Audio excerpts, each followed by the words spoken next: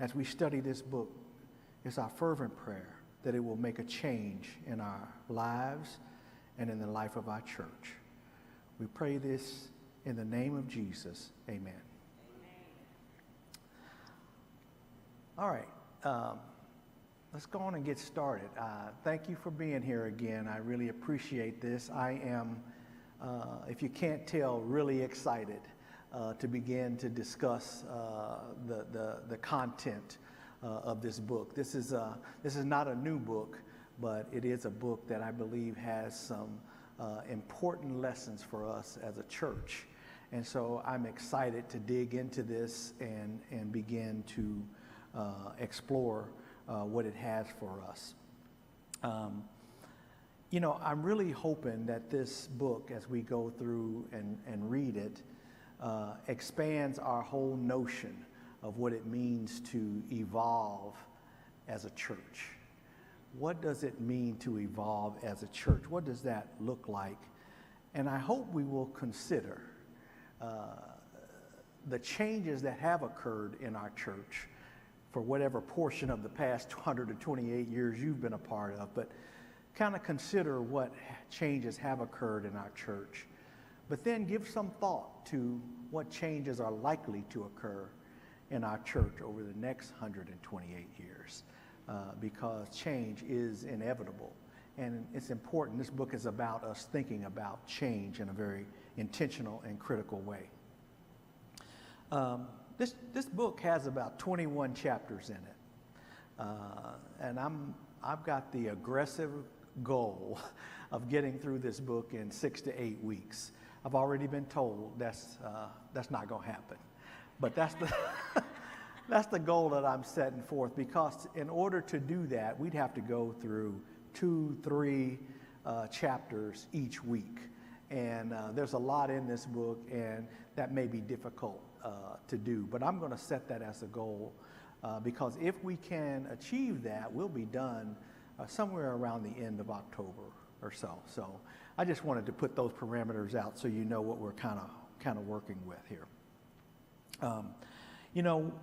We're certainly not going to read the book verbatim. I'm not going to stand here and read it to you or anything like that. But there may be points in time as we go through this study where we have to pause and actually read excerpts from the book itself, because maybe it's the author has the ability to explain something a bit more clearly than I can, or than even the insight that we bring to the table. So don't be surprised if we pause at some point and actually begin to read excerpts from the book itself. This discussion is going to be facilitated by Reverend Thomas James, as TJ, Deacon Vicky Bird, and myself, Deacon Stan Beatty. We're gonna facilitate this together. I use that term facilitate very intentionally, because we are really not teaching this book. We're not lecturing on this book. What we're going to try to do is create a space where all of us can come together and discuss the content and the concepts in this book. So don't look at me as a teacher or anything like that. Please just look at me as a facilitator, someone who's kind of creating a safe space for us to explore the book. With that being said, I acknowledge that not everyone has the book. Not everyone has read the book. I get that. Some have had the opportunity to read it, but most, quite honestly, have not had the opportunity yet to actually read the book. And for that reason, as I go through this, I'll summarize a lot of what's in the book and try to bring out some of the key precepts as I do so. But it will be incumbent upon you for this to work, for you to offer insight. So how do I do that if I haven't read the book, right? So some of you will offer insight because you have read the book, and you can share what you read and lay it on top of what I am suggesting.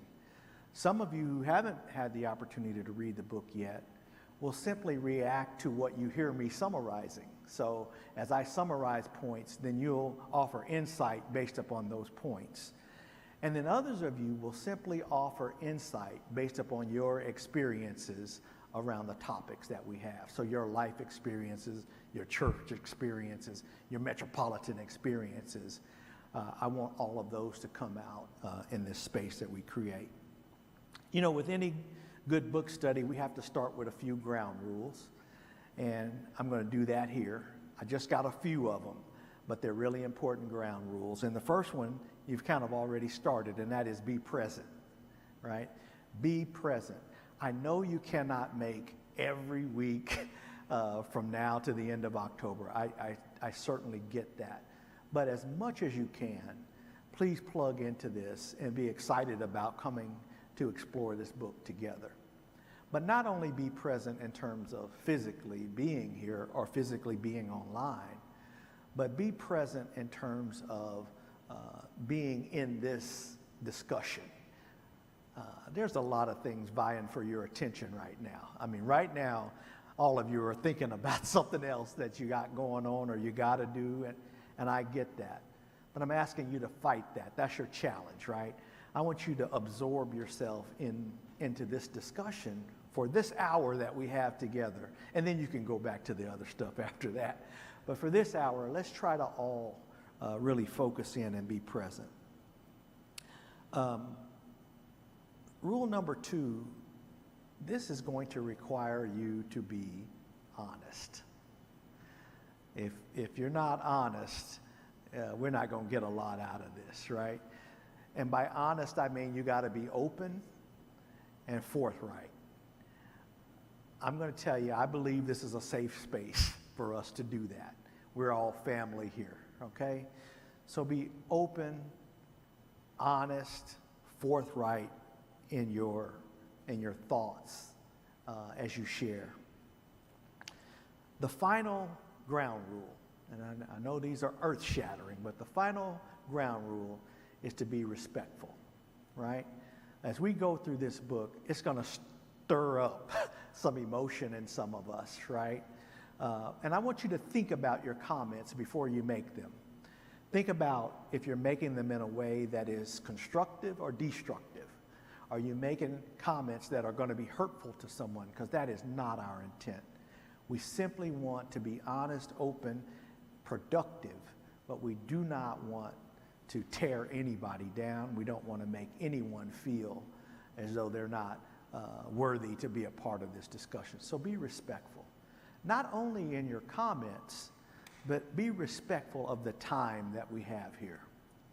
And what I mean by that, if you're like me, when you get ready to make a comment, boy, you add all this background and these examples, and because you're really trying to shape your comment. I get that.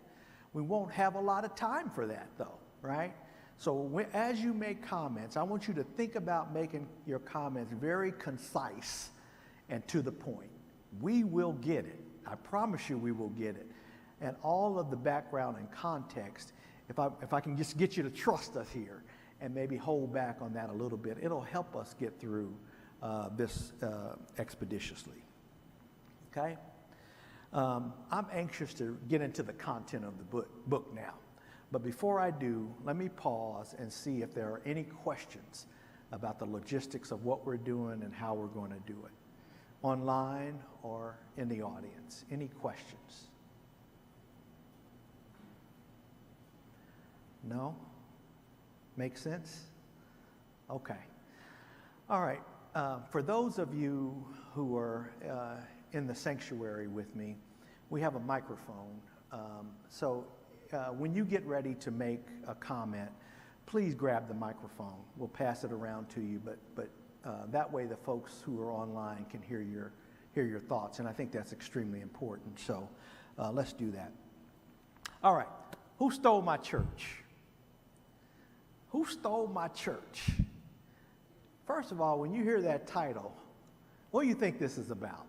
Who stole my church? Any thoughts? What does that conjure up in your mind? Get a microphone.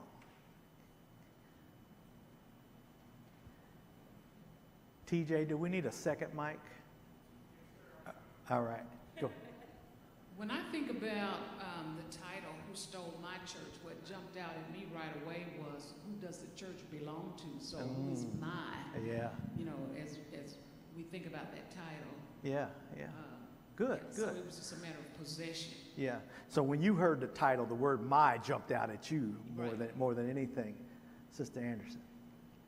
When I heard it, I thought the church has changed. My church has changed. Yeah. And where did it go? Right. My church has changed, and where did it go? Right. That's a good way of looking at stole my church, because my church has changed. You know, when you say that, my church has changed, and where did it go? The title of the book suggests that somebody did it, right? Because it says, who stole my church, right? It's like we point at someone who was the actor in this process. So good. I'm glad you thought about that, and even from the title standpoint. You know, this book is about organizational development, organizational evolution. But it's written with a very interesting literary style. And you'll see this once you get an opportunity to read it.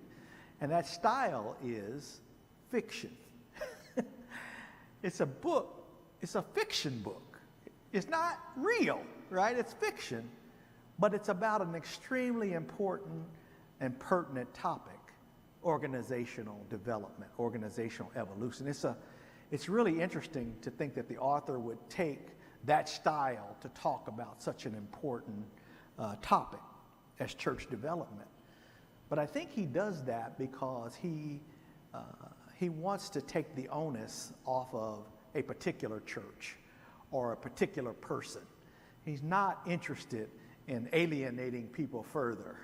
And so to make it a book of fiction, you're able to glean some important concepts without pointing fingers at somebody in particular. You know, this is a book that has a fictitious church in it, and it has fictitious members in that church. But what I want you to do, and these folks are facing real challenges, much like Metropolitan is facing. But what I want you to do is I invite you to look beyond the fictitious church and see Metropolitan.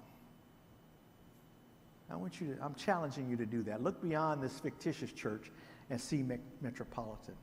And then I'm asking you to look beyond the fictitious members and see yourself. I want you to find yourself as we talk about these fictitious members. You know, the overriding question that this book raises for us is, how do we respond to change when it takes us outside of our comfort zone? We've all been taken outside of our comfort zone. And so this is a question of, well, what do you do about it? How do you respond to that change when we get outside of our comfort zone? Now, I'm going to suggest that people of faith, responding to change outside of our comfort zone is the very essence of faith. I mean, when you think about what faith requires, it requires you to step into uncomfortable situations and trust God, right? That's what faith is really all about. So even though he's talking about change and how we respond to it, I contend that what he's really asking us to think is to think about faith and what role it plays in our lives. You know, when you talk about change, change cuts across a lot of different areas of a community, and in this case, a congregation. This author specifically hones in, though, and I want to get this out there right up front. This author specifically hones in on what does this change do and what tension does it create across generations, right? He's really focusing in on, when we look at the generations in the church, what does this change look like and what does it do to them? How are these generations responding to these uncomfortable changes that are taking place? So there's a lot of focus Matter of fact, it's a full focus on the differences of the generations within the church. Uh-oh. That's it. The book begins, and we'll get into this in a little bit here, but the book begins with a church problem with it, and that's where the book begins, right? And the pastor of the church, he convenes a small group of folks to come together one night in the fellowship hall, come through the back door, and let's deal with this conflict that we're experiencing as a church. Now, I don't know about you, but that's a bold step for the pastor to take. Because when conflict arises, that's not an easy thing to do, and that is to face it head on. But that's what this pastor has chosen to do. When these folks come together for this first meeting that he has convened, there is a lot of anxiety. I mean, the members there's about 15 of them who have come together in this small group. They don't know what to expect. They don't know what's going to happen. They don't know why the pastor's called them together. They don't know if they're getting kicked out of the church. They do not know. They are anxious about what is about to happen. But guess what? The pastor is anxious too. The pastor's not sure what's going to happen in this meeting. He just knows we got to come together and talk about this, right? So this whole meeting begins on this platform of anxiety. We don't know what's going to happen. What do you think about that strategy that the pastor's employing right there? We got a conflict. Let me call some folks together and talk about it. What do you think about that? Risky? Risky. What a great word. Yeah. I think it has some forethought because to do nothing, chaos will take over. Yeah. That is an alternate response, right? Is to bury your head in the sand, don't pay attention to the conflict, and just hope it goes away, right? That is a response some would take, but to this pastor's credit, he didn't do that, did he? What does anybody else think about this, pulling this small group together? Anybody? Smart? Dumb? I heard risky. Okay. If you're online and you want to make a comment, just unmute yourself and jump in. We got a comment back here. I think for the pastor, it may open his eyes to things that he may not have known. Oh. So it may give him some insight. Oh, okay. This may be a move to help the pastor really open his eyes and get more clarity on what's going on. Yeah, that's right. Let me tell you something. Oh, go ahead. I'm sorry. It's innovative. It's innovative. Yeah. We're gonna bring that word up again, innovative, because innovative can have a good context and it can have a scary context. I'll just say it that way. But yeah, this is innovative. Yeah. Let me tell you a little something about the folks in this small group, right? First of all, they all know each other. Probably very similar to us here today, right? Kind of all know each other. These are church folks, right? These are church folks. These folks have history with one another. They've been through wars with each other, right? They've invested in the church. They consider themselves the stabilizing force at the church, right? Some of us think of ourselves that way. If it wasn't for me, where would this church be? Because I'm the one who is stabilizing this church. All their lives, these folks have been taught to tithe, right? Give 10% of your income. And they do it. And they do it today. And they do it continuously, right? And how do they do it? They take their money and they put it in a numbered envelope and they lick it and seal it and they drop it in the offering tray. That's how they tithe, right? This is the folks in this small group I'm telling you about. I want you to understand a little bit about who these folks are. In other words, these are some very traditional people, right? These are some, hopefully somebody's seeing themselves in here at some point, but these are some very traditional people. You know, these folks, they always show up. They're there. When the church doors are open, they're there. They support what's going on. You can depend on them. They are dependable people. However, things are happening at the church that is starting to annoy these very dependable people. They're starting to get bristled about what's going on at the church. And it's starting to show. Their attendance is starting to wane a little bit. And guess what? Their offering is starting to wane a little bit. They're letting you know that they're not quite comfortable with what's going on at the church. You know, if you think about it, with churches, even with Metropolitan, we get to a place where, say we're going to call a new pastor to come be our pastor of the church, right? We say we want someone to breathe new life into the congregation and breathe new life into our ministries, right? That's what we say we're looking for.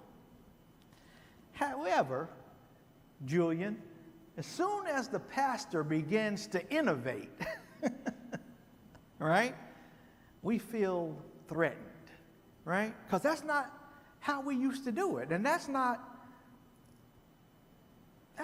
where we feel comfortable, right? And we feel like we're losing some control of my church, losing some control of my church. Some of us even say, I don't recognize that church anymore, right? Any of you feel that way about Metropolitan? Huh? Have things changed at Metropolitan, certain things that make you uncomfortable? Oh, give this lady a microphone. That's what I want. Well, I'm new to Metropolitan. Oh, I good. joined about 2 months ago. Oh, great. But I came from Macedonia. Ah, okay. Down the street, just over there. Okay.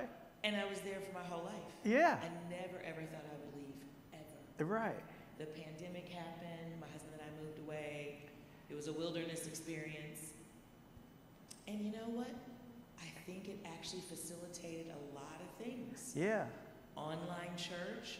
I log into Alfred Street every Sunday at 7. Yeah. Yeah. I do daily prayer with Alfred Street in Arlington. 6 a.m.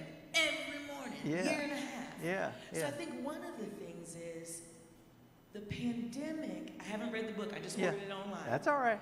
It blew it up. Yeah. It just blew it up. Yeah. And now, post-pandemic, how do we regroup? Yeah. That's really the question. And Yeah. for me, Macedonia is different from 2455. Yeah. Yeah. I knew all the little catacombs and all that. I know I'm going on.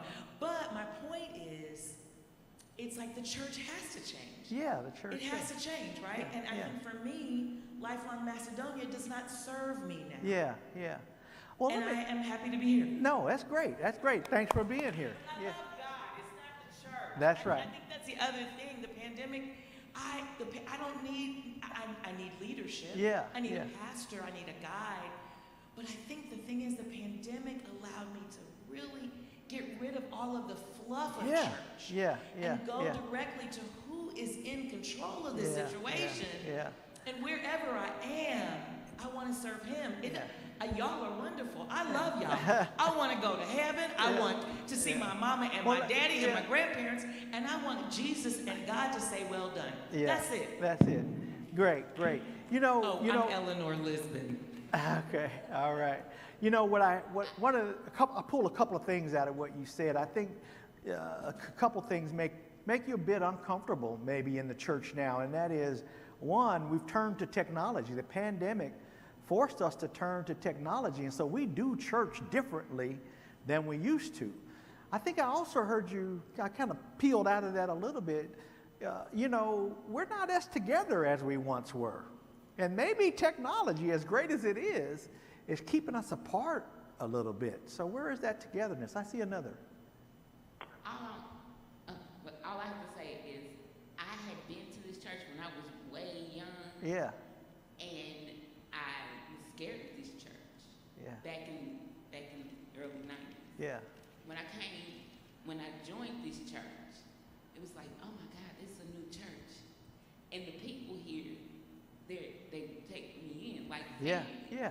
And I like it. And Yeah. I would love to see more All right. Okay. All right. revolution. So you're saying you like what you see, you just want more of it. You want more of it. Yeah, I that's need good. more of it. Let me tell you, because I really want us to be honest here. I want us to be forthright, right? Let me tell you a couple of things that bristle me about this church. Because I grew up in this church, right? And the first time pastor had people walk up to the pulpit who weren't a pastor, who weren't a minister, that about knocked me off my feet. Because you didn't do that when I was growing up. This was holy ground, right? And to see somebody come up here and talk about we're going to have a chicken dinner, or making a, you know, that bristled me, boy. I'm going to tell you, I did not like that. I did not like that. You know, how many of you, we just had a young lady join church Sunday, right? Used to be when people came down, right? The deacons were all lined up here to welcome them, right? They came and had a seat. A clerk took their name and got their information right there. They stood up. The pastor introduced them to the We don't do that no more. What happens now? Boom. Right? Who stole my church? What happened to my church? I think we got somebody online who's trying to get in. Something bristling you? Anybody online?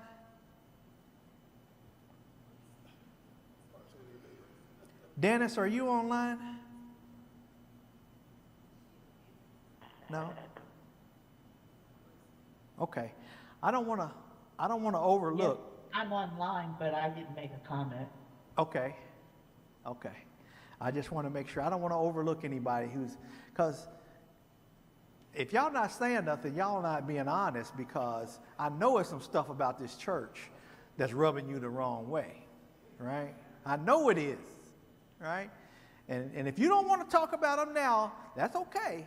But before this book is over, you're going to have to talk about them, right? Look, folks, this is an opportunity for us to look change square in the face, right? And deal with it, right?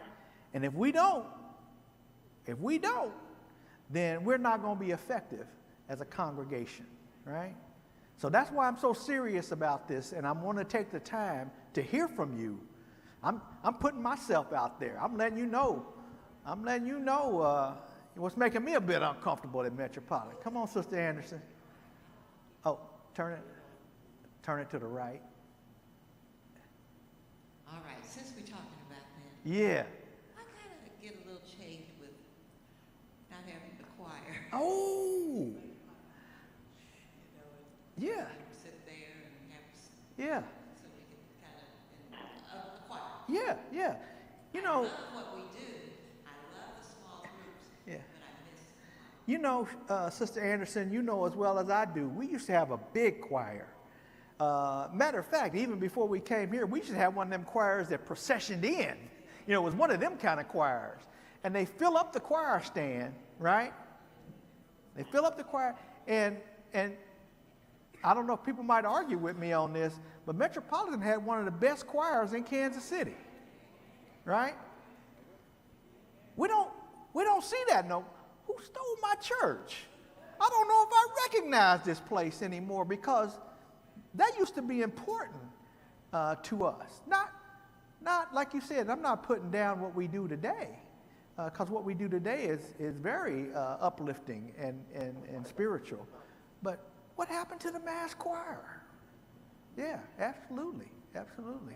Okay, we're gonna move on, but I want you to keep thinking about that because we are going to come back to it. Hey, Deacon Beatty, Yes, yes. can I interrupt? Someone says Please. they cannot hear. Can you hear me? Yes, I can hear you. Go ahead. Someone said that they cannot hear those in the audience clearly. So I don't know if it's if we need to get a different mic. Okay. All right. We will make note of that. And as we start to talk, maybe we need to make sure we hold it up closer to our mouths. And then TJ can maybe do something to make sure we hear a little better online. Thank you for that feedback. But let's get back to the book. And let's get back to that conflict that I told you occurred in the church that initiated this small group. What was it? What was that conflict? And what it came down to, it arose out of a $150,000 budget proposal to upgrade the technology in the sanctuary. New lighting, new sound system, projectors, screens, making room for the pastor to do PowerPoint presentations, things like that. Sound familiar? Sound familiar? Okay. That's what started the conflict. $150,000 budget proposal to update the technology in the sanctuary. And they have this church meeting to vote on this. But what happens at the church meeting is there's a small group who are extremely vocal, and they are opposed to this proposal. They do not want to spend $150,000 on technology in the sanctuary. These folks are so vocal that the folks that support the idea really get drowned out. You really don't even hear them. You just hear this minority who are extremely vocal. And they are so vocal that the issue never comes to a vote. The church actually never votes on it. These folks are mad. They are mad at this church meeting. We've had some church meetings like that. But these folks are mad at this church meeting. And I dare to say they were even a bit disrespectful to one another. Our brothers and sisters in Christ. But they were disrespectful to one another, and it tore the meeting down and brought the meeting to a halt. So that's where this riff starts in the church, right? It's from that one event, that what I call a sentinel event, that created the need for this small group to come together and talk about what's going on. I'm going to say something here, and it's going to be kind of blunt, but I want you to know something. Young people today are not very interested in traditional churches like Metropolitan. Wow. Young people today are not that interested in traditional churches like Metropolitan. There's too many traditions to fight against here, right? There's too many unwritten rules, too many change-resistant people. Funny thing is, 20, 30, 40 years ago, we were those young people. 20, 30 years ago, years from now, those young people will be us.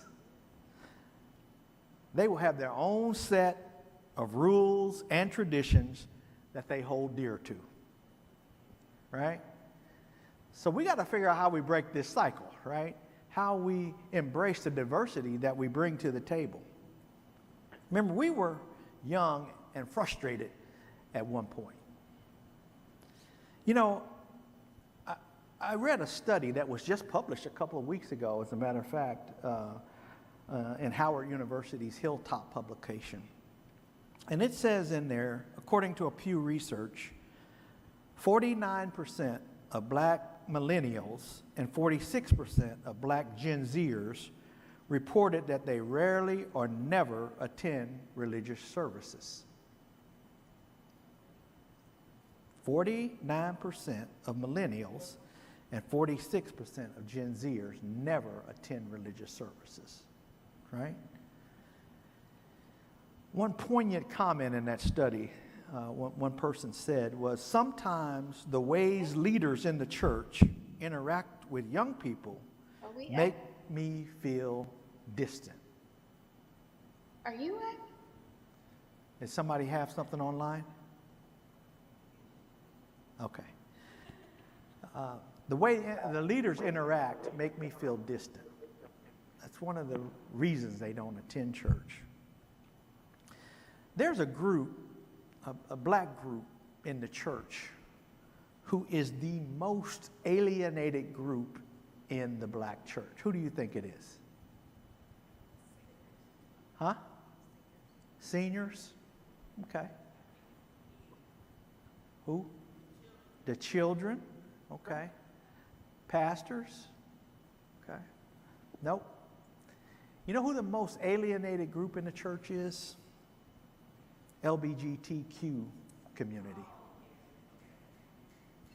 Yeah. They are the most alienated group in the church. Think about, these are folks who grew up in the church, right?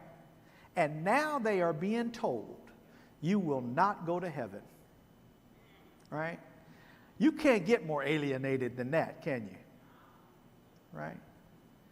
I'm just throwing this out there so we understand who we are as a church. You know, the pastor in this book, he's not a young person, right? But he embraces a number of changes that some of the more traditional members resent. He doesn't wear a necktie. He has small Bible studies as opposed to Sunday school classes. He's exchanged traditional children's classes for a children's play area, right? He did away with organ music and singing from hymn books, right? Instead, he focused the church on outreach programs that spoke to daily lives, building healthier marriages, raising faithful children in a secular world, building peer friendships and support groups. But in building new programs, the pastor abandoned some old programs. Unfortunately, this caused generational tension within the church. It also caused some people to leave the church. The people that left the church, he characterized them in three different groups. The first group that he says left the church were what he called fundamentalists, right? These are people who were closed to change, that didn't align with their long-held beliefs, much like we talked about LGBTQ community. They were fundamentalists, and so if you didn't align with their beliefs, they decided to leave the church. There were what he called long-termers, right? These were long-term members of the church who simply just stepped away. And in some cases, they didn't step away to anything. They just left the concept of the church, right? They used their Sundays for something else, right? And then there was what he called the floaters. And these were people who scanned the call newspaper every week, or they scanned the internet, and they looked for the most interesting program that week, or the most interesting sermon title that week. And then that's where they attended church. So they were never a part of any body. They just simply went and floated around to what captured their interest. You know, as we think about people at Metropolitan, even those who have left Metropolitan, you may have other categories of people. You know, they don't fit any of those three, but they may have left for some other reason. But here's a question I want to pose to us. How do folks respond when they feel disconnected from their church? How do folks respond? What are some ways that folks respond when they feel disconnected from their church? Microphone? Can we get a microphone over here? I felt disconnected from my old church. Instead of me just going and doing my own thing, I came here. Okay. So you left. I had to leave. You 'cause left. That wasn't in there. Yeah, that's a valid response. People who feel disconnected from their church, they leave. That's one thing they do. Anything else? What else do people do? In my experience, when folks are disconnected from the church, they'll continue to attend, but they become the chief criticizers. They become extremely critical. Yeah, okay, good, very good. You know what I call that? I call that they become saboteurs, right? They sabotage what the church is doing. They don't leave, but they sabotage the church in ways that it makes it difficult for the church to succeed. They gather other people around them and begin to speak critical of the church to them and start to create a cancer, if you will, in the church. Yeah, go ahead. I have thought, when I'm disconnected with something, I generally withdraw my enthusiasm. Yeah, you lose your enthusiasm. Some people, they don't leave the church, they don't sabotage the church, but they just sit there like a bump on a log. They don't engage. They just let it go through the motions, right? When they feel disconnected. They don't feel like they should leave. Go ahead. Did somebody have a comment? I think Brother Clay wanted to say something. Hello. Yes, just to kind of chime in, I also think when a person feels disconnected from their church, they tend to become withdrawn, and sometimes they begin to withhold the tithe as well. You know, becoming disconnected from your church, a lot of times the church is part of the fabric of who you are. And to get disconnected from the church can really cause you to slink away even into yourself, right? Your relationships, even outside of the church, may suffer. Can we get a microphone back here for me, please?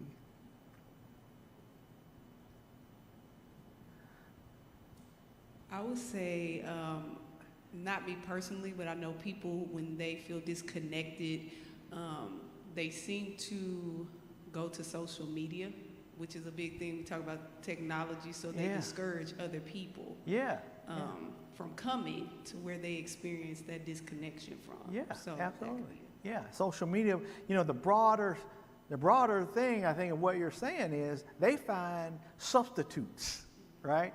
They, you know, if the church ain't it, then I go find something else that's it, right? They substitute relationships when they feel disconnected from the church. Yeah, absolutely. So there's all kind of ways that people respond when they feel disconnected from the church.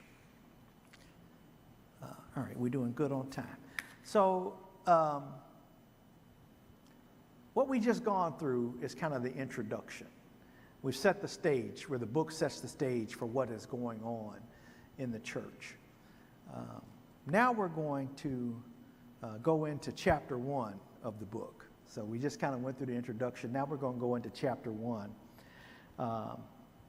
And in chapter 1, the pastor kicks off this meeting where the folks have gathered. I told you this small group of folks have come to talk about this conflict. They're anxious. They don't know what's going to happen. The pastor doesn't even know what's going to happen. And he's the one that called the meeting. But here they are at this meeting, and the pastor kicks off the meeting. That's how chapter 1 begins. And what the pastor does in the first meeting is he accepts responsibility for what has happened. I'm sorry. You know, what happened in the church meeting the other day was my fault, right? Before I ever brought that proposal to you in that church meeting, I should have sat down with you. I should have talked to you personally about how you were feeling, right? I should have taken that extra step before we ever got into that church meeting. And so it's my fault. What happened, that blow up we had at the church meeting, it's my fault, and I'm sorry. That's how he starts the meeting. Question. What do you think about that? What do you think the pastor's trying to do by basically falling on the sword here? What is he doing?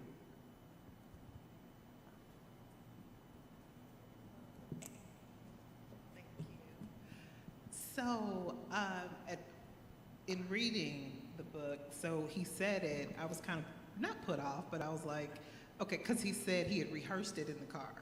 He knew this is what he was going to do, so it was a tactic to me. Yeah. I mean, even if it was sincere, Yeah. it was a tactic. It was a tactic. And then he used it to kind of, okay, if I say this, then it might alleviate some of the tension. Oh. Because you know how we come to the meeting, it ain't my fault. Yeah. You know, people may have been ready to fight. They may have been ready to argue. And when he said that, he may have taken the temperature down in the room a little bit. He may have put people back and they were like, what? Oh, you get it. Okay. So it may have been a tactic, a strategy to kind of take the temperature down in the room. Any other reason he might have done that besides just taking the temperature down? I was just going to say that he could have been trying to build trust in them within the situation because it's kind of shaky. So he's trying to do that to say, okay, you know, it's my fault that this happened. Yeah. I recognize that this happened so that it'll be easier to make the whatever transition is coming next. Yeah, excellent. He's trying to build trust. And I hope you guys online can hear this. Hear what she said, but he's trying to build trust with the parishioners so that they can kind of know that he is not against them, but he is with them. Brother Chairman. I think he was taking the lead on the meeting, setting the tempo. It's important that leaders do some things. I mean, if you're going to lead, you need to know your people. You need to know their thoughts. You should have, as he said, you should have done a little surveying and talked with some people. You talk and you find out what really is going on. And I think he was saying to the people, I should have done a better job of organizing and setting up this meeting and not leaving you to yourselves. Yeah. Had we tested the waters, had I done my research, things possibly could have been a lot better. And you wouldn't have come in here all anxious as to what's going to happen. Yeah. I could have given you some insight and an agenda so that you could say, oh, okay, I can look up this or I can think about that. Yeah. As a leader, he was demonstrating for them the relationships that he wants. You know, I did a sneaky thing to you guys. You know, I asked you to be honest, right? And one of the things I did, I said, well, let me be honest, right? Let me tell you what bothers me, right? Maybe that'll help you say, okay, maybe it's okay for me to speak up and say what's bothering me. So maybe the pastor was doing some of that as well, where he's trying to say, look, I've looked at myself, and I know where I have fallen down, and I'm sorry, and I want to do better. Maybe it causes you a little bit to say, well, what did I do wrong? You know, as a leader, maybe he's demonstrating for them how we can have better relationships. Thank you for those. You know, the pastor, after he takes the blame for everything and kind of takes the temperature down and all that, he does something really interesting. Somebody earlier said risky. He does something really risky. He says, tell me how you're feeling Tell me what your attitudes are, you know.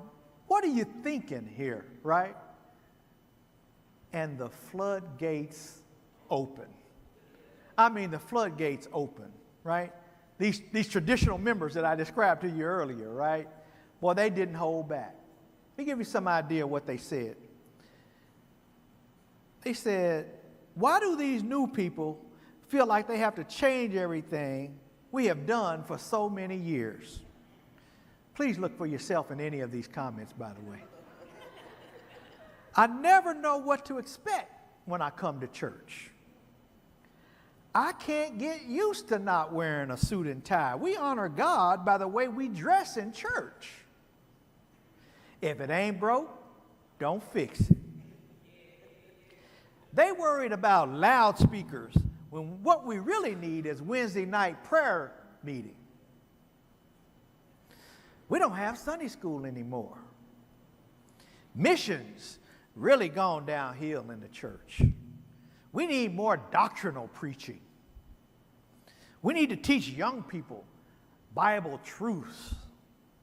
I miss the choir. Young folks don't give faithfully. All right? He asked them, how you feeling? What are you thinking about things? And this is the stuff that came out. Remember what started this meeting was a $150,000 budget proposal to improve the technology. But this is what came out. All of this stuff, right? You see, when we got conflict in the church, sometimes we're just seeing the surface. There's a lot more bubbling underneath the surface that we need to get to. And that's what this pastor was doing. Maybe even accidentally. Maybe he thought they were going to start talking about the technology in the sanctuary and why we did it. But a lot of stuff came out and bubbled up to the surface. So this was a painful but valuable question for him to ask. But he does something else tricky, right? Leaders do this all the time. He says, okay. I hear all the stuff you don't like. Let's talk about what you do like, right? What's been a great experience for you at the church? The members don't hold back. They start to talk about all the great things that happened 40 years ago. They start to talk about this revival we had in 1972, right? They start to talk about when we marched from 1111 Highland to 31st Street. They start to talk about when Pastor E was so political down at City Hall. You know, things that happened so long ago that they hold dear and they really appreciate it. But this pastor was expecting them to start talking about, you know, what about the stuff we're doing right now? You know, what about the food giveaway that we're doing? Or what about the mercy ministry? Or, you know, what about the new sanctuary? You know, but nobody talked about that. They talked about things that happened 40 years ago. You know, one lady in that group, after everybody got done talking, she chimed in with a loud voice. Someone stole my church and I'd like to get it back. Someone stole my church and I'd like to get it back. Do you ever feel like the church has changed so much that you no longer fit in? You ever feel like there's no place for you anymore? Anybody ever feel that way? No? That's good. But be honest. You know, when the pastor in this story, when he heard that lady say, somebody stole my church and I'd like to get it back, he felt like he was a co-conspirator in the burglary. He felt like he was part of the problem. He was the instigator for stealing the church away, right? He took these comments that people made very personally. You know, people say, don't take it personal. But especially when you're the pastor of a church, it's hard not to take things personally, right? I imagine our pastor, when I say I miss the choir, or when I say, I miss, people coming down front, I know my pastor's probably saying, man, I didn't know I was bothering you like that. I don't mean nothing personal against the pastor, but it's hard not to take it that way, right? And this pastor took it personally. It hurt him, and it cut him deeply. But one of the things the pastor did, and this is hard for us sometimes, is he was very honest. And he stated to the folks in that group, look, some of the things that you want, some of the things that you like, they're gone. And they're not coming back. Whoa is right.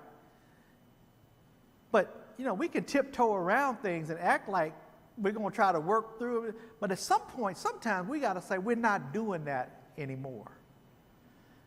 And that can bristle folks. One of the things that folks talked about they liked so much were some of the songs the church used to sing. And if you go through the book, you see they began to reminisce about songs that they loved so dearly. But all the songs were written over 100 years ago. All the songs that they loved so dearly were written over 100 years ago. The pastor, when he stated, some things are not coming back, he let them know that those things that you like, a generation, your generation even, made those things happen. Now there are new generations that want to make new things happen, right? And so what the pastor said is we've got to figure out how we rejoice in the vision that young folks have. We got to figure out how we do that. While the feedback that the pastor received was painful to receive, the pastor said, you know what? Let's don't stop here. Let's don't just stop with this meeting, this one meeting that we've had. Let's begin to meet on a regular basis. Let's meet on a regular basis. Because we've got to talk about change, and somebody said change has to happen, right? But we got to talk about change, and we got to talk about why change has to happen. Why does change have to happen? And we've got to figure out how we release the church into the hands of others with enthusiasm. It's not just going through the motions and inviting someone to do something. It's saying, how do I turn it over to others and don't feel bad about it? I can be enthusiastic about doing that. We've got some new realities that we have to deal with. We live in a new world, right? That some of us don't even understand. I know I don't understand it. I just asked my wife the other day, I said, what is it about weed? It seemed like everybody's smoking weed, boy. And I mean, and I'm like, boy, I better get me some weed and see what's going on here, because folks are going crazy over these new laws. And I mean, it's so, I don't understand it, right? I don't understand it. But there are things that are going on around us. We don't understand the violence. We just had 2 people killed down the street, or a person killed down the street yesterday, or I believe it was. But we don't understand that. We don't understand how youth can be so disrespectful to their elders, right? Somebody told me, said, now that you retired, you ought to drive a school bus. Boy, there's no way I would step into that, because I don't understand that mentality. It doesn't register with me. And so we've got to find ways that we can turn the church over to those who do understand it, right? And I know I'm running short on time here, but you know, one of the ways that we can start to do that is to recognize that there are other people besides ourselves who deeply love the church and deeply want to see the church to succeed. And they're willing to roll up their sleeves and work at that. Regardless of what we think about their approaches or anything like that, we ought to be rejoicing that someone cares enough to want to move the church forward.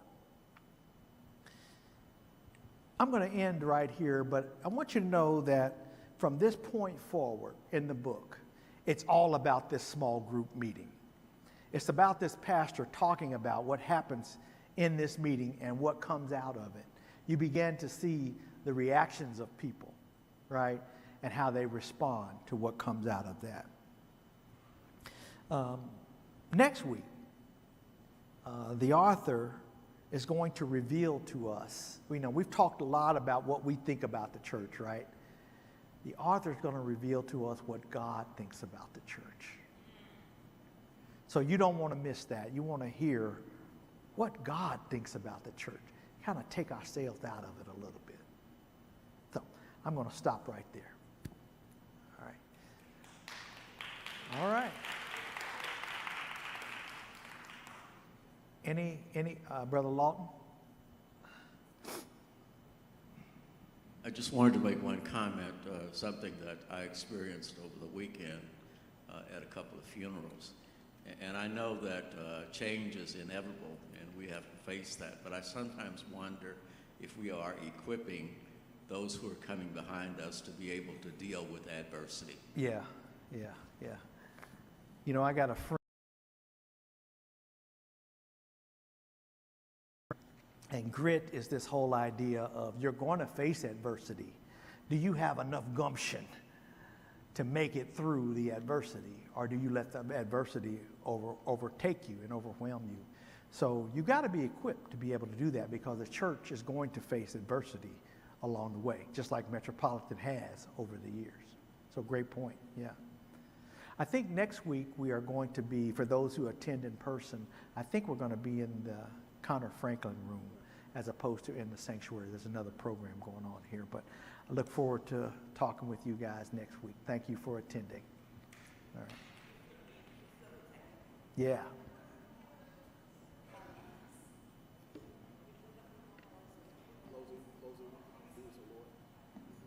Yeah, help me out.